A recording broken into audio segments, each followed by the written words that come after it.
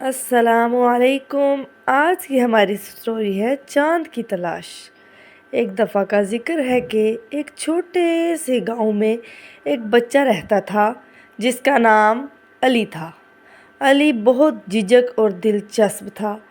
اسے رات کے وقت آسمان پر چمکتے ہوئے ستاروں اور چاند کو دیکھنا حد سے زیادہ پسند تھا۔ وہ ہمیشہ سوچتا تھا کہ کیا چاند کے پیچھے کوئی جادوئی دنیا ہے کہ وہ اتنا حسین دکھتا ہے۔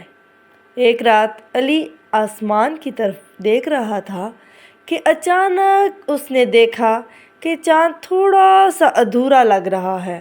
وہ بہت حیران ہوا اور سوچا، آج کچھ خاص ہے، مجھے چاند کے پیچھے کا راز معلوم کرنا چاہیے۔ علی کو یہ بات بہت ہی عجیب لگی۔ علی نے اپنی چھوٹی سی ٹارچ اور ایک بیگ پکڑا اور گھر سے دور نکل گیا۔ وہ چاند کے پیچھے جانے کے لیے سفر پر روانہ ہوا۔ علی کا دل بہت تیز دھڑک رہا تھا، لیکن اس کا عزم بھی بہت مضبوط تھا۔ علی چلتے چلتے ایک جنگل کے قریب پہنچا۔ وہاں اسے ایک پرانا درخت نظر آیا جس کے نیچے ایک بلی بیٹھی تھی۔ بلی نے علی کو دیکھا اور مسکرا کر کہا، کہاں جا رہے ہو بچہ؟ علی نے جواب دیا، میں چاند کے پیچھے جانا چاہتا ہوں تاکہ اس کا راز معلوم کر سکوں۔ بلی علی کی آواز سن کر بہت زیادہ زور سے ہنسی اور کہنے لگی، چاند کا راز بہت گہرا ہے، لیکن اگر تم میرے ساتھ آؤ تو میں تمہیں ایک خاص راستہ دکھاؤں گی۔ علی نے فوراً بلی کا ساتھ دیا اور دونوں سفر پر روانہ ہو گئے۔ وہ چلتے چلتے پہاڑوں میں پہنچے جہاں چاند کی روشنی بہت زیادہ چمک رہی تھی۔ یہاں ایک غار تھا جس میں ایک چھوٹی سی روشنی نظر آ رہی تھی۔ علی اور بلی دونوں غار میں داخل ہوئے اور اندر کی دنیا حیرت انگیز تھی۔ غار کے اندر ایک جھیل تھی جس کے پانی میں چاند کی روشنی بہت خوبصورت لگ رہی تھی۔ جھیل کے کنارے بیٹھی ایک بوڑھی عورت۔ اس نے علی کو دیکھ کر کہا، تم چاند کے پیچھے کیوں آ گئے ہو؟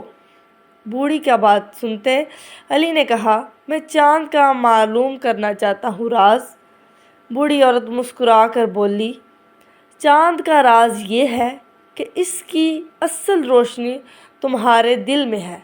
جب تمہارے دل میں محبت اور خیرات ہوگی تب چاند اور ستارے تمہیں ہمیشہ روشن نظر آئیں گے۔ جب بوڑھی عورت کی بات علی نے سنی، علی بہت حیران ہو گیا۔ تو کیا مطلب ہے؟ اس نے پوچھا اس بوڑھی عورت سے۔